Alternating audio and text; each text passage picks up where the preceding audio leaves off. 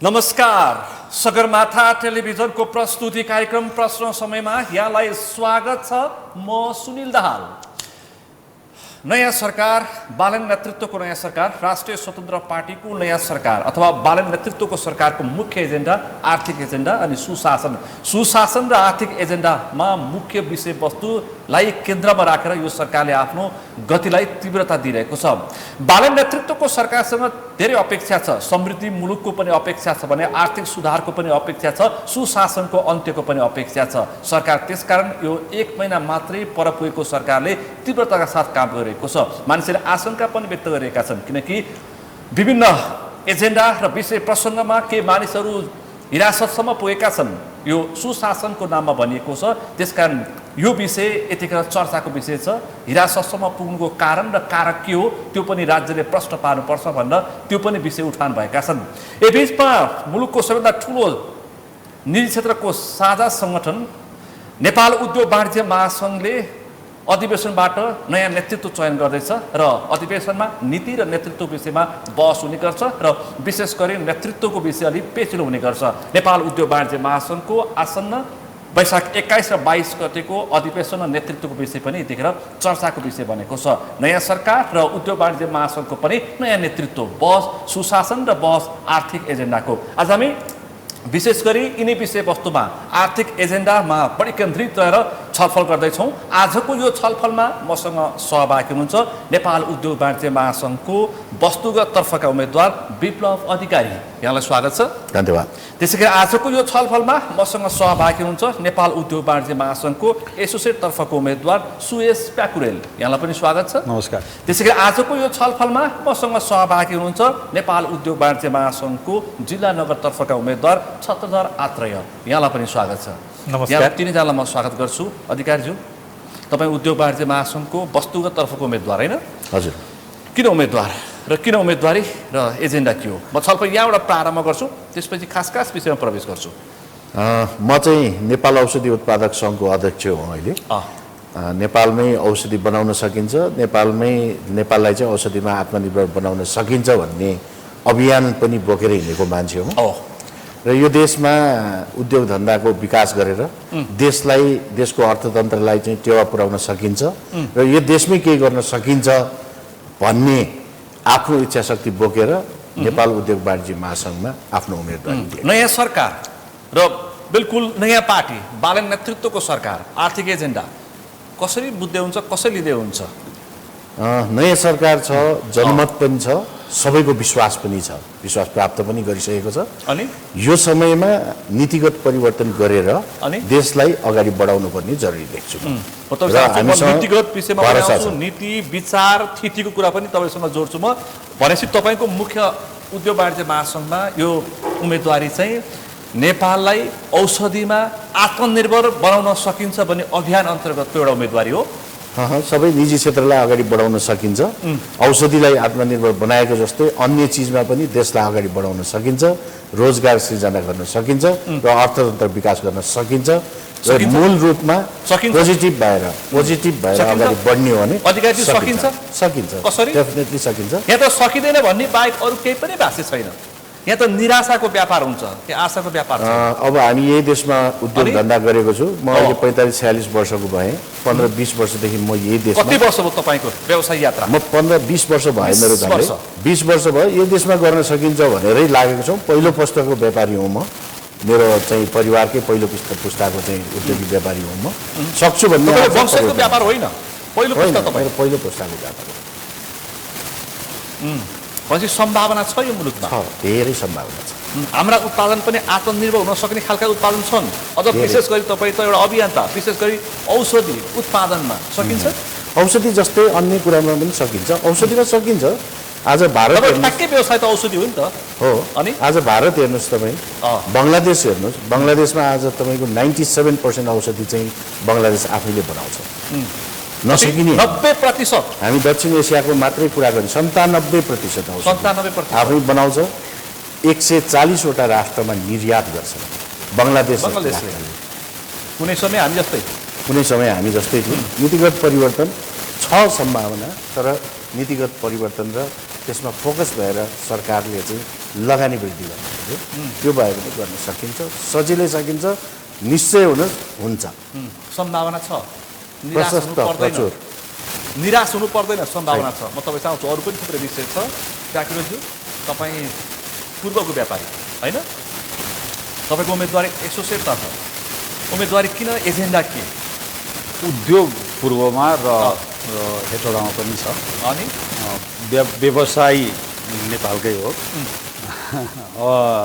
र अलिकति तपाईँको अलिकति बढी समय लगानी र अलिक बढी विश्वास तपाईँको पूर्व भएको हुनाले मैले प्रथम थपिदिएको मात्रै हो अनि अब उम्मेदवारी निजी क्षेत्रको समस्याको गहिरो बुझाइ छ मलाई त्यस्तो लाग्छ र त्यसलाई उठान गर्न मैले विगतमा पनि अब मैले चेम्बरमा उद्योग संगठन मोरङको पूर्व अध्यक्ष पनि हो र वर्षौँदेखि निजी क्षेत्रले भोग्दै आएका समस्याहरूलाई उठान गर्दै गर्दाखेरि अब हाम्रो छाता सङ्गठनहरूमा चाहिँ के कमजोरी देखियो मेरो अनुभव अनि कि प्रपर तरिकाले हाम्रो ती समस्याहरूलाई उठान गर्न हाम्रो पनि कमजोरी भएको हो कि सायद त्यहाँ म गइसकेपछि मलाई लाग्छ म कन्फिडेन्ट केमा छु भने मैले निजी क्षेत्रको समस्याहरूको र यसको समाधानको चाहिँ बुझाइ गहिरो रूपमा छ किनभने हामी उद्योगी व्यवसाय अब विराटनगरमा हेटौडामा औद्योगिक क्षेत्रहरूमा काम गरेका उत्पादन र फ्लोर लेभलमा बसेर ग्रासरुटमा बसेर काम गरेको हामी र त्यो भएको हुनाले त्यो समस्याको बुझाइ र त्यसको समाधानका उपायहरूको लागि सरकारसँग सहकार्य गर्न अब निजी क्षेत्रका समस्याहरूको बारेमा एडभोकेसी गर्न समाधानका विषयहरूमा छलफल गर्न र प्रपर समाधान यसरी हुन्छ भनेर बताउनका लागि त्यो ठाउँमा पुग्नुपर्छ पुग्नै पर्छ अब महासङ्घमा पुग्नै पर्छ आफ्नो एजेन्डा अब निजी क्षेत्रको छाता सङ्गठन त हो नि त सरकारले रेकग्नाइज गर्ने हामी दोस्रो सरकार भन्छौँ निजी क्षेत्रलाई दोस्रो सरकार भन्छौँ पुग्नै पर्छ नि नपुगिकन त भएन कि अब त्यही सरकारमै पुग्नु पर्यो चुनाव लडेर सांसद पुग्नु पर्यो होइन भने निजी क्षेत्रको कतै न कतै त पुग्नु पर्यो प्लेटफर्म त चाहियो नि गभर्मेन्टले स्टेटले त एउटा रेकग्नाइज्ड इन्स्टिट्युसनसँग इस्टाब्लिस्ड इन्स्टिट्युसनसँग डायलग गर्छ नि मेरो व्यवसाय चाहिँ इन्टरमिडिएट प्याकेजिङ गुड्स हो पोलिमर बेस्ड बिजनेस हो हामी विभिन्न किसिमका इन्टरमिडिएट प्याकेजिङ गुड्सहरू बनाउँछौँ जस्तै बटलर्स नेपाल लिमिटेड कोको कोलाको जति पनि पिइटी बटल तपाईँ देख्नुहुन्छ बहुराष्ट्रिय कम्पनी नेपालमा हामी नै हो हाम्रै उद्योगबाट सप्लाई हुन्छ र त्यो लगायत 400 भन्दा बढी उत्पादनहरू छन् विभिन्न किसिमका उत्पादनहरू विगत 40 वर्षदेखि हामी त्यो उत्पादनबाट देशका विभिन्न उद्योगहरूलाई सप्लाई गर्दै आइरहेको छ 40 वर्ष भयो तपाईँको यात्रा व्यवसायिक यात्रा मेरो भन्दा नि यो फ्यामिली बिजनेस हो र यो मैले हेर्न थालेको र मेरो परिवार मेरो भाइहरू पनि छन् हामी सबै मिलेर हाम्रो जेनेरेसनले हेर्न थालेको 25 वर्ष भयो कति छ प्रतिस्पर्धा कस्तो छ प्रतिस्पर्धा प्रतिस्पर्धा हुन्छ प्रतिस्पर्धा छ कस्तो छ प्रतिस्पर्धा अब प्रतिस्पर्धा ओपन मार्केटमा फ्री मार्केटमा प्रतिस्पर्धा नहुने त हुँदैन कहिले आन्तरिक प्रतिस्पर्धा हुन्छ कहिले बाह्य वस्तुसँग प्रतिस्पर्धा हुन्छ त्यो भएको हुनाले अर्थतन्त्रलाई आन्तरिक उत्पादनलाई सबल बनाउने कम्पिटिटिभ बनाउने हैन त्यसको लागि चाहिँ पोलिसीले रिफर्म्सहरू चाहियो त्यो पोलिसी रिफर्मको लागि डायलग गर्नको लागि नै त्यो छाता सङ्गठनमा एफएनसीसीआईमा उम्मेदवारी दिएको हो त्यसमा विजय भइसकेपछि विषय उठान गर्ने अनि पोलिसी विकासहरुसँग सहजीकरणमा विचार राख्ने पहल गर्ने तपाईको व्यवसाय आत्मनिर्भर हिसाबले कति अब्बल छ नेपालको हिसाबले छ नि अलमोस्ट अब वी आर सेल्फ रिलायन्ट हाम्रोमा कति हामीले आयात गर्नुपर्छ आयातित वस्तुसँग इनफ्याक्ट हाम्रो उत्पादन र हामी जस्ता अरू उद्योगहरूको उत्पादनले त्यति धेरै कम चाहिँ यो प्रोटेक्टेड छ गभर्नमेन्टमा हामीले त्यही हो हामी एडभोकेसी गर्दै गर्दा सरकारले पनि सुनेकै हो र ट्यारिफ डिफरेन्शियल डिफरेन्स छ ट्यारिफ अलमोस्ट 10% 15% को डिफरेन्सेस छ इन्डस्ट्रियल गुड्स र इम्पोर्टेड गुड्समा आन्तरिक उत्पादन र बाहिर आयातित वस्तुमा सो त्यसले गर्दाखेरि हामीलाई सहज छ तर पनि अब विभिन्न अरू प्रकारका चाहिँ पोलिसी रिफर्म्सहरू गर्नुपर्छ जसले गर्दाखेरि अझै अब कस्ट कम्पिटिटिभ त्यो त अब ट्यारिफले एउटा कम्पिटिटिभ त बनाउँछ तर हाम्रो कस्ट अफ डुइङ बिजनेसलाई अझै कम गराउनका लागि, हामीलाई अझै एफिसियन्ट बनाउनका लागि there are lot of things that the government can do, state can do. तपाईँले बहुराष्ट्रिय कम्पनीदेखि लिएर सामान्य कम्पनीको पनि तपाईँले बोतल सामान्य रूपमा भन्दाखेरि त्यसलाई प्रयोग गर्ने बोतलहरू तपाईँले निर्माण गर्नुहुन्छ हजुर होइन? हजुर, अब विभिन्न खालका प्याकेजिङका सामग्रीहरू, भनेपछि कोका कोलादेखि तेलसम्म। हजुर, अब वस्तुको हिसाबले 200 भन्दा बढी वस्तुमा छ। तपाईँ आउँछु अरू पनि विषय छ। आत्रेयज्यू, तपाईँ चाहिँ पर्यटकीय नगर पोखराबाट प्रतिनिधित्व गर्नुहुन्छ जिल्ला नगरमा होइन? तपाईँको उम्मेदवारी चाहिँ किन? लामै समय यो निजी क्षेत्रको व्यवसायको प्रतिनिधित्व गर्ने सन्दर्भमा आफ्नै जिल्लामा नगरमा त्यो नेतृत्वदायी भूमिकामा पनि रहियो। सदस्यको रूपबाट अध्यक्षसम्म रहँदाखेरि आफूले आफ्नो व्यवसाय गर्दै गर्दा आफूलाई परेका पीडा सँगसँगै नर्मल्ली जिल्ला नगरतिर अलिकति साना प्रकृतिका व्यवसायहरू बढी हुन्छन्। हुन त ठुला उद्योगहरू पनि छन्, नभएका होइनन्, पीडा सबैका हुन्। तिनीहरूका बारेमा आफूलाई केही जानकारी पनि रह्यो र राज्यसँग एउटा पैरवी गर्ने सन्दर्भमा स्थानीय सरकारसँग प्रदेश सरकारसँग गरिन्छन् पनि, बेला बेलामा हामीलाई आह्वान पनि गरिन्छ र कति सुनवाई हुन्छ हुँदैन, आफ्नो ठाउँमा छ। जे होस् व्यवसायहरूका समस्याहरूका बारेमा त्यसका समाधानका निमित्त तपाईँ त पोल्ट्री इन्डस्ट्रीदेखि तपाईँले कन्स्ट्रक्सनसम्म काम गर्नुहुन्छ होइन? हो, कति छ चुनौती? चुनौती नै चुनौती छ, नभएको चाहिँ केही पनि छैन। व्यवसायमा सबैभन्दा पहिला चाहिने चाहिँ मेरो विचारमा लगानीको वातावरण चाहिन्छ। लगानी गरिसकेको मान्छेले म लगानी गरेर चाहिँ सुरक्षित छु, मलाई राज्यले कमसेकम संरक्षण गर्छ भन्ने वातावरण चाहिँ रहनुपर्छ र राज्यबाट आतङ्कित हुने वातावरण चाहिँ रहनु हुँदैन। अहिले धेरै व्यवसायहरूमा अहिले स्थानीय सरकार गइसकिसकेपछि पनि विभिन्न ठाउँमा पालिका अनुसार विभिन्न पालिकामा पालिका अनुसारका नियमहरू छन् र व्यवसाय दर्ता गर्दा नै कता व्यवसायीहरूलाई एउटा पाप गराइएको हो कि व्यवसायमा कर तिर्नुपर्छ, राज्यलाई कर हामीले तिरेर हुने हो। तर व्यवसायमा कमाइएको अवस्थामा कर तिर्ने हो त, नकमाइएको अवस्थामा त कर तिर्नु हुँदैन। व्यवसाय दर्ता गरेकै आधारमा कति व्यवसायहरू साह्रै पीडामा रहेर चाहिँ गर्खेत भएको अवस्था पनि देखिन्छ। घाटाको कर होइन कि नाफाको कर तिर्ने भन्ने तपाईँको? हामी चाहिँ जिल्ला नगरमा प्राय व्यवसायहरूलाई कानुनी लिगल्ली बाटोमा जानका निमित्त नै राज्यले सही बाटोहरू नदेखाइदिएको अवस्था चाहिँ देखिन्छ। त्यस्ता धेरै तमाम समस्याहरू छन्। ती समस्याहरूको बारेमा केही न केही पैरवी गर्न सकिन्छ भनेर जिल्ला नगरबाट हामी चाहिँ प्रतिनिधित्व गर्दाखेरि उपयुक्त हुन्छ भन्ने सम्झेर तपाईँको पनि आवाज उठाउन र आफ्ना समस्या जिल्ला नगरको समस्या केन्द्रसम्म पुर्याउन र राज्यको सीमितवादसम्म पुर्याउनको लागि तपाईँको उम्मेदवारी क्षेत्रको जस्तो मेरो उदाहरणको लागि म एउटा सानो क्रसर व्यवसाय पनि सञ्चालन गर्छु। क्रसर व्यवसाय सम्बन्धी राज्यले कुनै पनि खालको नीति बनाएको छैन र उसले राज्यले बनाएको नीति अनुसार कुनै पनि क्रसर उद्योग यहाँ सञ्चालन गर्न सकिँदैन र सिधै तस्कर भनिदिन्छन्। फेरि क्रसर उद्योग नभइकन विकास निर्माणका काम पनि हुन सक्दैनन्, त्यो आवश्यक पनि छ। र कसरी त्यसलाई चाहिँ व्यवस्थित गर्न सकिन्छ, कुन एउटा दायरामा ल्याउन सकिन्छ, के छन् यसका उपायहरू भन्ने खोज्दै नखोजिकन सडक बाटो छिटो परेको छ तर त्यसको माल सामान पाइँदैन, तस्करको रूपमा काम गर्यो भने तस्करी भनिन्छ, तस्करीको रूपमा हेरिन्छ। त्यसलाई पनि विधिवत रूपबाट अलिकति लिगल्ली कसरी गर्न सकिन्छ, कसरी त्यहाँबाट बढी ट्याक्स निकाल्न सकिन्छ, उपभोक्तालाई कसरी सस्तो मूल्य उत्पादन गर्न सकिन्छ र एउटा स्वच्छ प्रतिस्पर्धी वातावरणमा व्यवसाय गर्ने वातावरण कसरी बनाउन सकिन्छ भन्ने सन्दर्भमा कुनै त्यो अध्ययन पनि हुँदैन। हेर्ने बित्तिकै यो चाहिँ तस्कर हो भन्ने खालको चाहिँ बुझाइ हुन्छ। सरकार परिवर्तन हुने बित्तिकै आफू अनुकूलको बन्द गर्ने र खोल्नेको चर्चा सुरु हुन्छ, त्यस्तो सुरु हुन्छ। सिधै मन्त्री, उद्योग मन्त्री होस् अथवा गृह मन्त्रीले बन्द गर्ने या थप्ने, अरू कुरा हुँदैन। कमसेकम त्यसलाई लिगलाइज गर्नका निम्ति यो राजनीति के हो क्रसरमा? अब के यो बुझ्न सकिएको छैन। खेलो नै हो भन्ने लाग्छ। एउटा कुरा कस्तो छ पनि छ भने राज्य अलिकति जिम्मेवार नभएको कारणले गर्दा पनि अब केही आशा लाग्ने कुराहरू छन्। राज्य जिम्मेवार हुनुपर्छ किनभने एउटा बहुमतको सरकार, दुई तिहाईको सरकार आएको छ, उसले चाहिँ जिम्मेवारी तरिकाले केही न केही सोच गर्ला।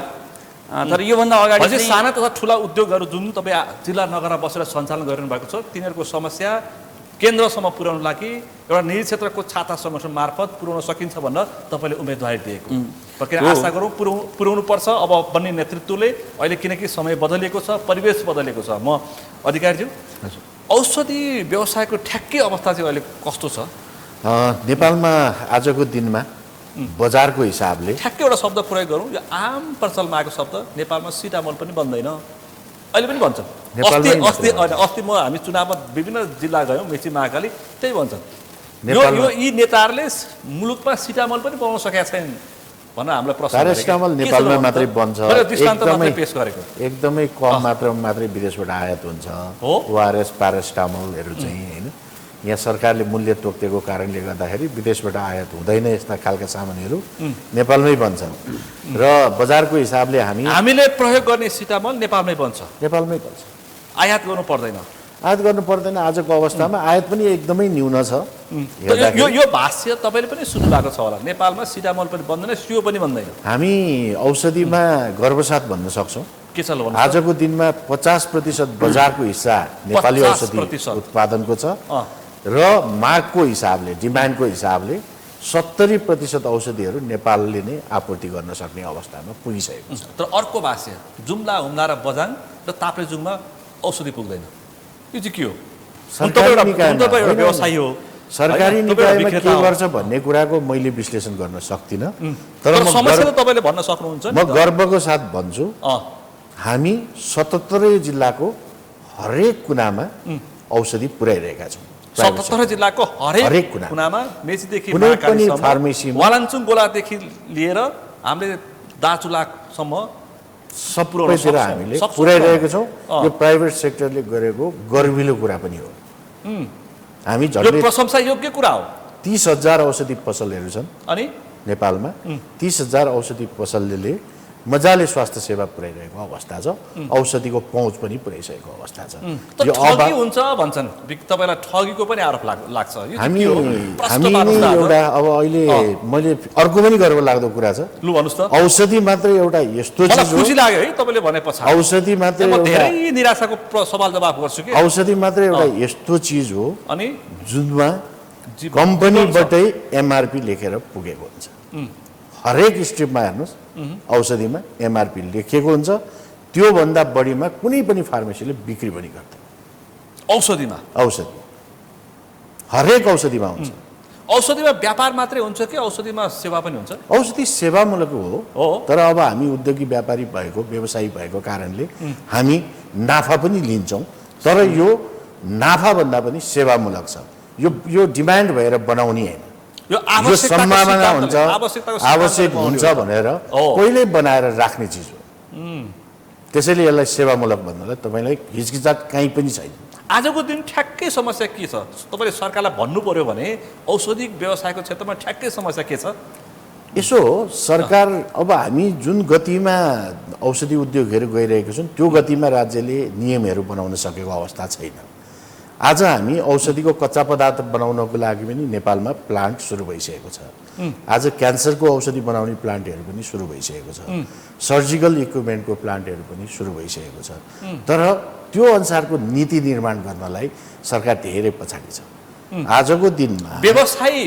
अगाडि सरकार नीति बनाउनलाई सरकार नीति पछाडि परेको अवस्था हो सम्भावना छ यो देशमा आईटी जति सम्भावना भनिन्छ के बनाउनु पर्यो म आउँछु अरु विषय यी सबै चीजलाई समेटेर मैले भने तपाईले उठाएका विषयहरू म सम्बन्धित मन्त्रीज्यूको लाई पनि पठाइदिन्छु 2045 मन्त्री हुनुहुन्छ म पठाइदिन्छु 2035 सालको औषधि नीतिले जति बोक्न सक्ने थियो 2035 सालको औषधि ऐनले जति चीजलाई बोक्न पर्ने थियो त्यो बोकिसकेको छ अब यो ऐनलाई परिवर्तन गरेर देशमा उद्योग मैत्री ऐन बनाउनु पर्यो त्यो उद्योगभित्र आयुर्वेद पर्नु पर्यो त्यो उद्योगभित्र एलोपेथिक पर्नु पर्यो बायोलोजिकल प्रोडक्टहरू पर्नु पर्यो क्यान्सरका जस्ता प्रोडक्टहरू पर्नु पर्यो सर्जिकल पर्नु पर्यो न्युट्रास्युटिकल पर्नु पर्यो सम्भावना छ नेपाल ग्लोबल्ली धेरै अगाडि बढिसकेको छ औषधिमा भारत पनि हाम्रो छिमेकी राष्ट्रै कहाँ पुगिसक्यो हामी निर्यात गर्न सक्ने क्षमतामा पुगिसकेका छौँ हामी निर्यात गरि नै रहेका छौँ औषधि कति गर्छौँ हामी धेरै ठुलो मात्रामा छैन अनि तर पनि निर्यातमा हामी झन्डै 14वटा मुलुकमा चाहिँ निर्यात गरिसकेको अवस्था छ 14वटा देशमा हामीले निर्यात गर्छौँ औषधि नेपालमै उत्पादन गरेर सधैँ औषधि विभागको चर्चा हुन्छ यो चाहिँ के हो औषधि आफै बनाउँछु भन्छ कहिले बनाउँदैन औषधि विभाग भन्दा पनि औषधि लिमिटेड हजुर नेपाल औषधि म यसो हो यो पनि एकदम सजिलो कुरा छ सरकार आफै पनि बनाउँछु भन्छ पहिलो कुरा भनेको सरकारले उद्योग सञ्चालन गर्ने कि नगर्ने भन्ने एउटा नीतिगत विषयको कुरा रह्यो एउटा बहस छ हैन सरकार आफैले उद्योग चलाउने कि नचलाउने भन्ने मेरो एकदम सिधा प्रश्न छ के भन्नुस् त 1 रुपैयाँमा प्यारासिटामोल लिएर आजको दिनमा नेपाल औषधि आफै चल्न सक्दैन 1 रुपियाँमा बजार मूल्य प्यारासिटामलको 1 रुपियाँ मूल्य राखेर 10 रुपियाँमा ORS को बिक्री गरेर त्यहाँको जीवनजल बिक्री गरेर यो देशमा सरकारले पनि उद्योग चलाउन सक्दैन। हाम्रो करको पैसा त्यहाँ लगानी गरेर अनि त्यो पैसाले त्यो उद्योग चलाउने हो। त्यही स्पष्ट के हुनु पर्यो, जुन नीति बनाउँदा नेपाल औषधि लिमिटेड स्वचालित हुन्छ त्यही नीति आवश्यक हो हामी उद्योग। सरकारले आफैले नै उत्पादन गरेर नागरिकलाई सेवा दिन्छु भन्यो भने, औषधि दिन्छु भन्यो भने यो बहसको विषय हुन सक्ला। यो बहसको विषय तपाईहरु प्रतिस्पर्धामा उत्रन सक्नुहुन्छ कि सक्नुहुन्न? होइन, अब यो त सरकारको अर्थनीति कस्तो रहने भन्ने कुरा हो, निजी क्षेत्रलाई कहाँ राख्ने भन्ने कुरा हो। यो त म सबै उद्योग सरकारले चलाउँछु भनेर भन्ने नीति लिन्छ, चर्चा पनि छ, बन्द भएको फरक कुरा होला, खोल्ने भन्ने फरक कुरा होला। अब यो बहसको यो छुट्टै बहसको विषय हो। मैले अहिले उत्पादनतिरै गएँ। मेरो एकदम सिधा कुरा भनेको स्वचालित रूपमा आफ्नो आयले चल्न सक्ने अवस्था नेपाल औषधि लिमिटेडको बनाउनको लागि जे कानुन परिवर्तन गर्नुपर्छ त्यो कानुन परिवर्तन गर्दाखेरि हामी यहाँ उद्योगीहरू पनि सजिलो चल्न सक्ने अवस्था हुन्छ। लिमिटेडलाई बनाउने कानुन बन्दाखेरि पनि तपाईहरु जस्तो निजी व्यवसायहरू पनि सरल एउटै हो। सरकारले चलाएको उद्योगलाई चाहिँ स्वचालित बनाउनको लागि, नाफामूलक बनाउनको लागि प्रतिस्पर्धामा उत्रिनु पर्छ नि त। हामी तयार छौँ। हामी आज पनि प्रतिस्पर्धा गरिरहेका छौँ। भारत जस्तो संसारकै चौथो चाहिँ के अरे सस्तो औषधि बनाउने मुलुकसँग जेनेरिकको हिसाबले संसारकै सबैभन्दा बढी औषधि बनाउने देशसँग एक्सपोर्टको हिसाबले एकदमै धेरै झन्डै चाहिँ 160वटा जस्तो मुलुकमा चाहिँ एक्सपोर्ट गर्ने राष्ट्रको छेउमा बसेर हामी सोही मूल्यमा औषधि बनाएर बिक्री गरिरहेको अवस्था हो आज नेपाली औषधि उद्योगको। यो एकदमै प्रतिस्पर्धासँग डराएका छन्। सगौरव भन्न सकिन्छ नि विषय मज्जाले। मानिसमा अनेक खालको भाष्य छ क्या, मैले तपाईँलाई 2-4वटा दृष्टान्त पनि राखेँ। पछि यति साह्रो हामी निरीह छैनौँ औषधि उद्योगमा, औषधि व्यवसाय। हामी धेरै अगाडि बढिसकेका छौँ औषधि क्षेत्रमा। कस्तो नीति बनाइदिनु पर्यो अब? अहिले तपाईँले पुरानो नीति भन्नुभयो, नयाँ नीति कस्तो बनाइदिनु? जस्तै बाहिर यस्तो छ, सबैभन्दा ठुलो कुरा भनेको यो देशमा के हो भने रिसर्च एन्ड डेभलपमेन्टमा चाहिँ पोलिसी डेभलप गर्नु पर्यो। रिसर्च एन्ड डेभलप हामी लगानी छैन भन्दैनौँ। औषधि उद्योग मात्र यस्तो क्षेत्र हो जहाँ रिसर्च एन्ड डेभलपमेन्ट भन्ने छुट्टै ठाउँ हुन्छ। त्यहाँ इक्विपमेन्टहरू भरिएका हुन्छन् र त्यहाँ फार्मासिस्टहरूले काम गरिरहेका हुन्छ। तर हामीले खोजेको भनेको नयाँ औषधि इन्भेन्सन गर्ने, बायोलोजिकल प्रडक्टहरू बनाउने। हामी किन नसक्ने? मैले भने भारतले बनाउन सक्छ। वर्ल्डकै 70% भ्याक्सिन चाहिँ भारतमा बन्न सक्छ, नेपालमा बन्न सक्दैन। त्यस्तो दक्ष जनशक्ति छ हामीसँग? छ। जनशक्ति अभाव पनि छैन। आज हेर्नुहोस् तपाईँको चाहिँ 3-4वटा युनिभर्सिटीले फार्मेसी पढाइरहेछ। अभाव छ भन्छन्? छैन, म देख्दिनँ अभाव। यस्तो छ, योग्य मान्छेहरूलाई देशमा बस्ने वातावरण बन्छ नि, उद्योग धन्दा बन्ने हो भने त। यहाँ पर्सनल्ली आफै पनि रिसर्च गरेर बसेका फार्मासिस्टहरू पनि छन् यो देशमा। आफै रिसर्च आफ्नै नाममा क्षमता भएका पनि छन्, मजाले छन्। त्यस्ता मान्छे पनि छन् जो विदेशमा गएर आफूलाई अब्बल साबित गरेर यो देशमा बसेर काम गरिरहेका छन्। त्यही नीति निर्माणमा बसेकाहरू छैनन् भन्छन् हामीलाई। तपाईले भन्न नसके हो कि उनीहरूले सुन्न नचाहेका, हामी उनीहरूले गर्न नचाहेका? हामी उद्योग चलाएर बसेका छौँ। अनि हामीलाई यहाँ कस्ता प्रकारका म्यान पावर छन्, कस्तो प्रकारको टेक्नोलोजी छन् भन्ने कुरा अरू कसैले सोध्नु पर्दैन। हामी स्पष्ट छौँ। यो देशमा मजाले यो देशका चाहिँ औषधि विज्ञहरू पनि लायकका छन्। अन्तर्राष्ट्रिय स्तरमा गएर आफूलाई अब्बल साबित पनि गरिसकेका छन्। नेपालमा फार्मेसी पढेका मानिसहरू, फार्मासिस्टहरू विश्वको हरेक कुरामा पुगेका। पछि यति गरिदिनु पर्यो नयाँ सरकारले, यो आशालाग्दो सरकारले, यो विश्वासिलो सरकारले, झनै 2/3को सरकारले नीति चाहिँ अहिलेको अनुकूल बनाइदिनु पर्यो। प्रष्ट बन्नु पर्यो, प्रष्ट बन्नु पर्यो र प्रतिस्पर्धा गर्न सरकारले खोलेको उद्योगसँग पनि तयार। औषधिमा म तपाईँलाई आउँछु एकैछिन प्याकुलज्यू, यही प्रश्न सोधेँ, प्रतिस्पर्धा कस्तो छ, कति गर्न सक्छौँ, के छ अपेक्षा, तपाईँलाई चाहिएको के नीति? यस्तो छ, अब ओभरअल जेनेरिक कुरा गरौँ न होइन। तपाईँलाई चाहिँ मैले अलिक बढी बोर्डमै सोधेँ, त्यो गर्दाखेरि उहाँले आफ्नो औषधि कुरा राखि नै सक्नु भएको छ। उहाँको टोटली सपोर्ट गर्छु उहाँको कुरालाई।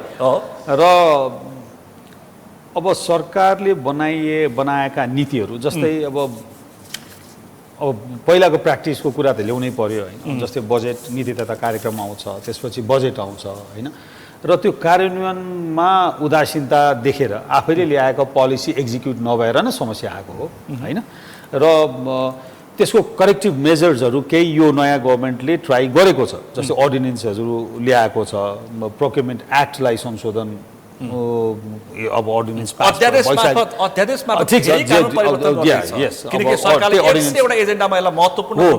सो त्यसलाई अलि फास्ट ट्र्याकमा काम गर्न खोजेको जस्तो देखिन्छ पनि, यो निजी क्षेत्रको माग पनि हो। ढिला हुन्छ भन्दा सरकारले अध्यादेशतर्फ जान्छ। ठिक छ, त्यो उहाँहरूको प्रोसेस हो, तर हामी चाहिँ अब रिजल्टमा जाउँ न। अब हामी चाहिँ परिणाम, त्यो पोलिटिकली कसले के रेज गर्ने, किन प्रोसेस मिल्यो मिलेन भन्ने कुरा, त्यो राजनीतिक कुरा भयो। तर राम्रो हामीले चाहिँ अब त्यो हामीले चाहिँ चाँडसाँडै चाहिँ अब त्यो प्राइभेट सेक्टर बस्छौँ हामीलाई त एकदम इमिडिएट एक्सन चाहिन्छ नि त हामीलाई चाहिँ।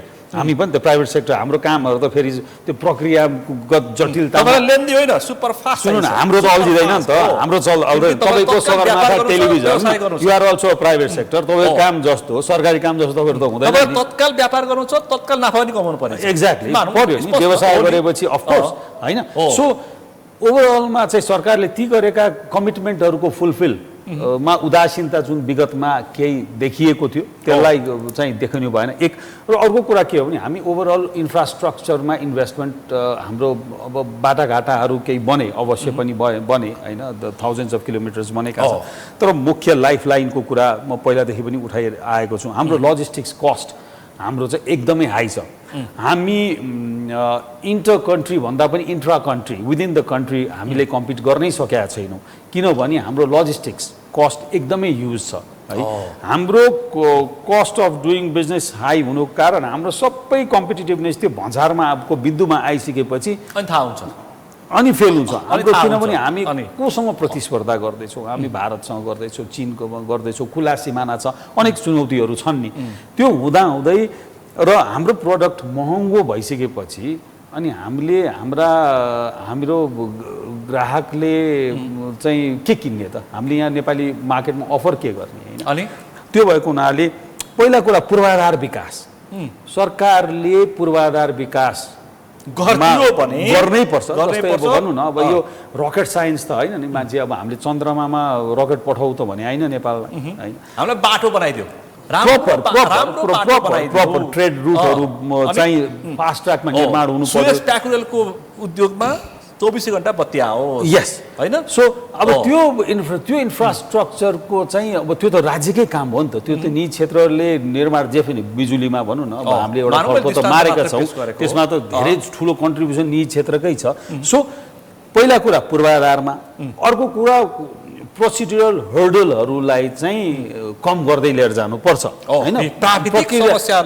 प्रक्रियागत जटिलता। र अर्को कुरा अनुमान नीति, यसरी भनौँ तपाईँलाई उद्योग चलाउनको लागि चाहिँ वान डोर सिस्टम भइदियो भने तपाईँलाई सहज हुन्छ। अब त्यसलाई नाम जे भने one table policy, one window, one door, whatever you call it, जे भने नि हुन्छ होइन, तर चाँडै हुनु पर्यो एक है।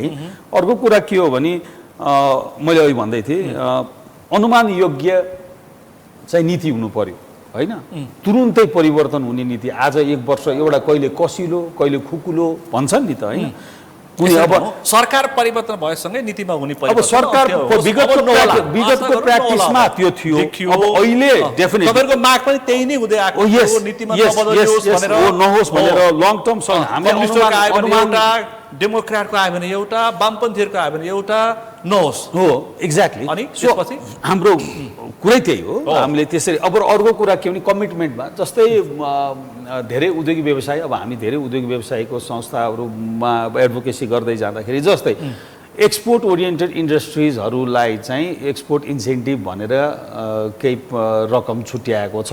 जस्तै यति प्रतिशत 60% भन्दा बढी निर्यात गर्ने उद्योगले चाहिँ कर छुटदेखि अनुदानसम्म क्यास इन्सेन्टिभै छ, क्यास इन्सेन्टिभ। तर त्यो क्यास इन्सेन्टिभ चाहिँ अहिलेसम्म म्याक्सिमम उद्योगहरूले दुईटा आर्थिक वर्ष भइसक्यो उद्योगहरूले क्लेम गर्दाखेरि पाएका छैनन्। भनेपछि स्टेट डिफल्टर भयो नि त यहाँ त। कारण मलाई के थाहा थियो त, राज्यले बतौला कारण, राज्यले त कारण भने पैसा समस्या भोग्ने मान्छेले राज्यले पैसा छैन भन्यो होला होइन, र त्यो त भन्न पाएन नि, स्टेट डिफल्टर भयो नि। सो राज्य भनेको चाहिँ राज्यले कन्फिडेन्स दिने हो। राज्यको मन्त्री यति करोड घुस खायो भनेर सुन्नुपर्ने, तर तपाईँले गरेको व्यवसायमा दिने अनुदान नदिने, एक्ज्याक्टली अब प्रश्न भन्दाखेरि एक्ज्याक्टली अहिलेको बहसै त्यही हो। त्यही भएर अर्को कुरा के हो भने अर्कोमा के आउँछु भने अब अहिले चाहिँ अब त्यो भनेको अब त्यो विगतको प्र्याक्टिसेसहरूलाई जसले गर्दा समस्या आए अहिलेको सरकारलाई कच्चा पदार्थ टनाटन छ। कच्चा पदार्थ के भने त्यो उद्योग यो सरकार उद्योग चलाउने कच्चा पदार्थ अर्थात् समस्या यति धेरै छ। त्यो समाधान गर्दै जाने हो भने पनि नयाँ कुरा सोच्नै पर्दैन क्या होइन। धेरै कुराहरू समाधान गर्दै जाने फास्ट ट्र्याकमा यी हाम्रा भने नि प्रोसिडुरल हर्डलहरू इराडिकेट गर्दै जाने त्यसलाई सहजीकरण गर्दै जाने सरकारी एउटा अपेक्षा चाहिँ यतिखेर चाहिँ के हो भने यतिखेर अब गर्ने के भन्दा हिजोको कुरा धेरै गर्नुभन्दा अब गर्ने के भने हामीलाई कन्फिडेन्स चाहिँ दिनुपर्छ हामी तिमीसँग छौँ है भन्ने खालको सरकार अभिभावकले के गर्ने भनिरहेछ त सरकारले। उद्योग मन्त्रीले बोल्नु अब हामीलाई के लाग्यो भने अहिले आएर यी क्षेत्रलाई के अल्दो मैले अब भन्दैछु अल्दो गभर्मेन्टको एक्सन्सहरू प्राइभेट सेक्टर फ्रेन्डली छ पोलिसीमा होइन गर्न कोसिस गरेको छ यसलाई हामीले सपोर्ट गर्नुपर्छ।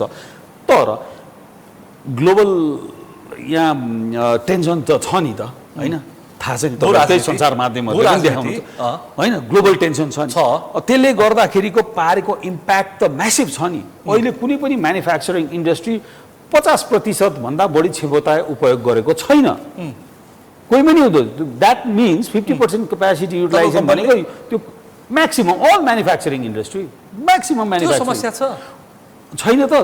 अनि supply chain entire supply chain हो त्यही हो सप्लाई चेन डिस्रप्सन छ समस्या छ यत्रो कस्ट इन्फ्लेट भएको छ र मेटेरियलमा यति धेरै इम्प्याक्ट। तर त्यसमा हामीले फास्ट ट्र्याक सोल्युसन्सहरू चाहिँ गभर्मेन्टले प्रोएक्टिभ भएर चाहिँ इन्डस्ट्रिजहरूलाई बिजनेसेसहरूलाई सपोर्ट गर्यो। जस्तै एउटा मैले मेरो सेक्टरको इक्जाम्पल दिएँ भारतमा के भयो भने अब पोलिमर मार्केटमा तपाईँहरूको समाचार माध्यममा पनि धेरै आएछ।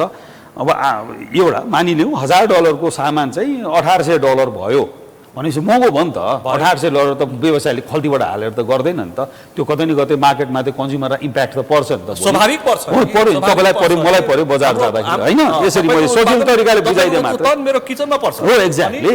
अनि त्यसको इम्प्याक्ट पर्छ भनेर भारतले के गर्यो भने कच्चा पदार्थ आयातमा केही समयको लागि 3 महिनाको लागि ट्यारिफ 0 गरिदियो भारत सरकारले बाहिरबाट आउने ट्यारिफ फर एक्जाम्पल उद्योगलाई बचाउनको लागि एक्ज्याक्टली ट्यारिफ 0 गरिदियो त्यसको इम्प्याक्ट यसो हेर्दाखेरि अब हाम्रा मान्छेले बुझ्ने चाहिँ कसरी बुझ्छन् भन्सार घटाइदियो भने त सरकारलाई रेभेन्यू खोइ।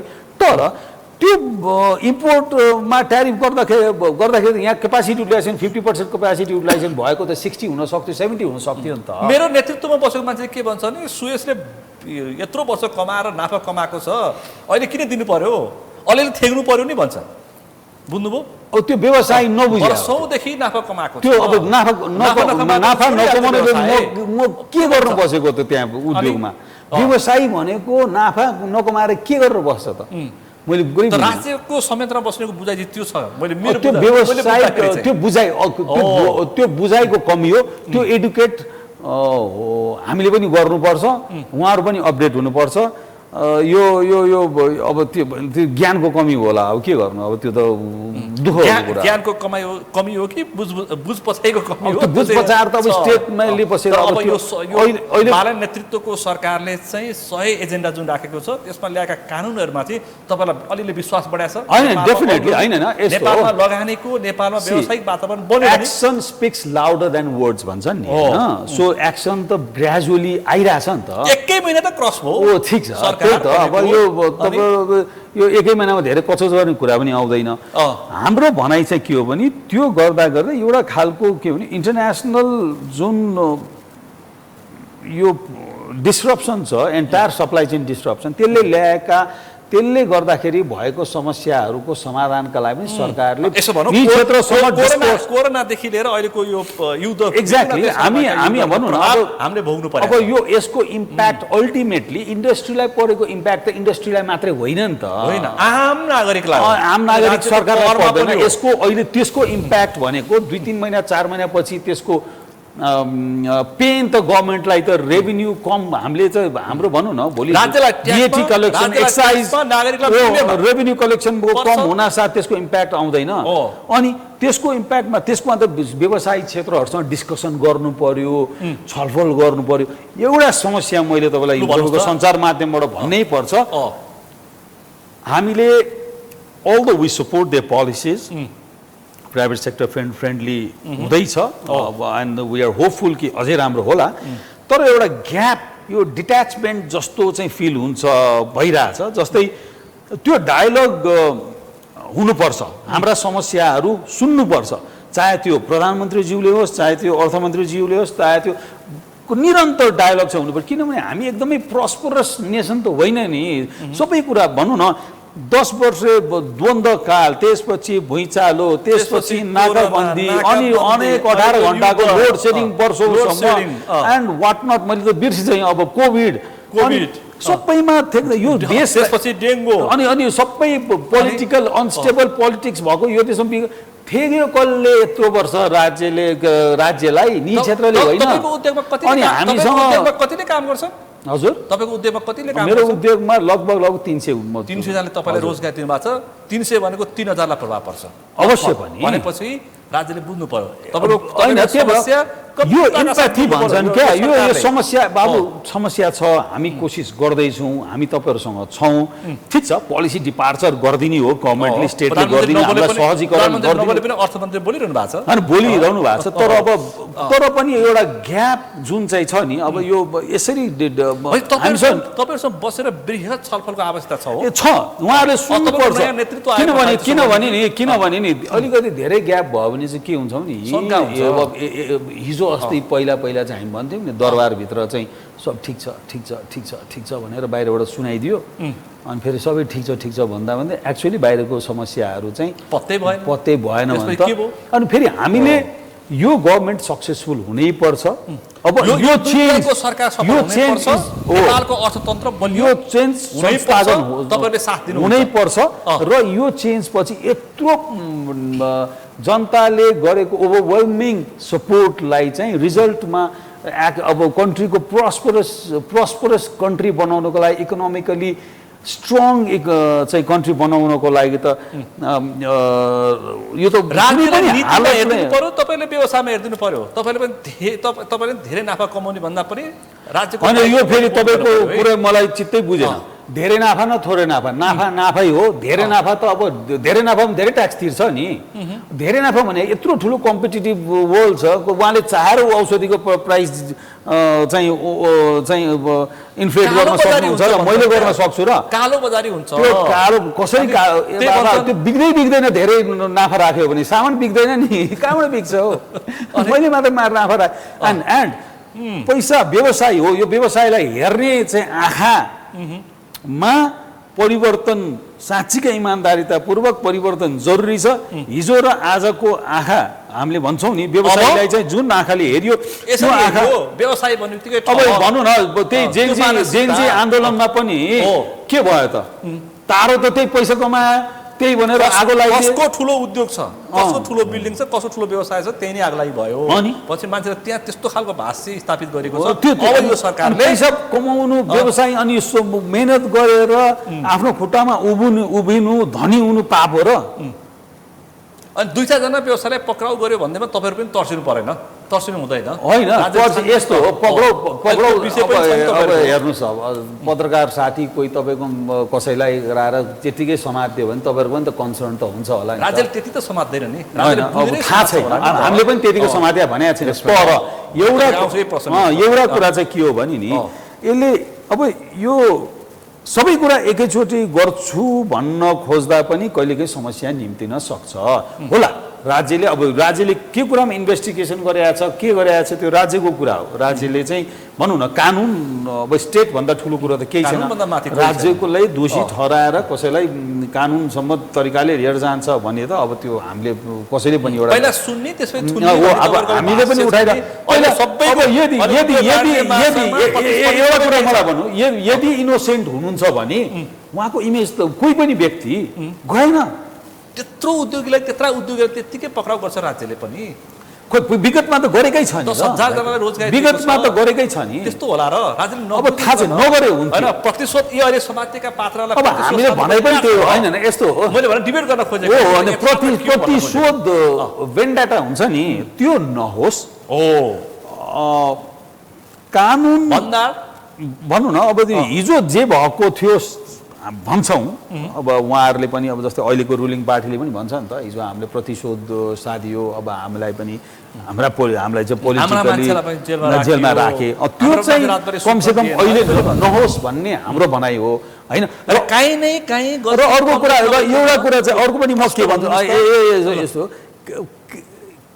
क्रिमिनल र अब व्यवसायी अब संसार फर इक्जाम्पल मलाई थाहा छैन मैले नबुझेको पनि हुनसक्छ जस्तै भारतमा पनि अरू देशमा पनि यति धेरै चाँडै यो प्राइभेट सेक्टरलाई नै अट्याकै गरेको जस्तो मलाई पनि थाहा छैन है त्यो सिधै फौजदारी मुद्दा लगाइदिनु अब यस्तो छ के गर्न सकिन्छ भने होइन व्यवसायी त भागेर त ठिक छ त्यसलाई डिल गर्ने ट्याक्टफुल्ली डिल गर्ने र त्यसको इम्प्याक्ट चाहिँ कन्ट्रीमा निराशा चाहिँ निजी क्षेत्रलाई चाहिँ तर्साउने खालको नगर्ने त सरकारले यसमा त स्मार्ट भएर सोच्नु पर्यो जस्तो लाग्छ मलाई प्रायोरिटाइज केलाई गर्ने they are lot of things that पनि यो विषय धेरै बहस गरेको छु मैले के भन्छ भने हामी सानो कमाउनलाई चाहिँ च्याप्टै हतकडी अनि ठुलो कमाउनलाई चाहिँ हस्पिटल हिरासत कि हस्पिटल भन्छ त्यो त राज्यले अब होइन त्यो सुनिँदैछ अलिकति बोल्न मन यो चाहिँ के हो भने मूल कुरा चाहिँ पहिलाको कानुनले थुनेर अनि मात्रै सुन्ने खालको परम्परा थियो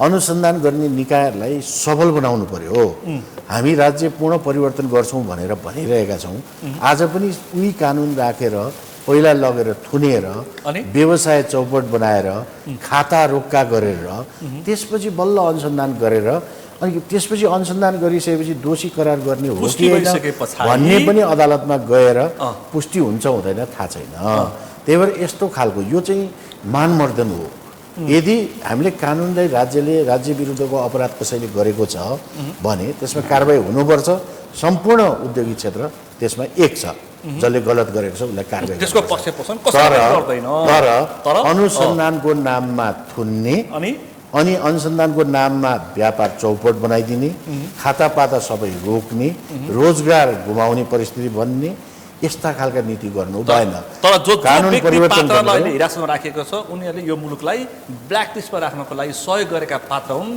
भन्ने समेत भन्ने कुरा त आइरहेछ होइन भन्ने कुरालाई मैले भने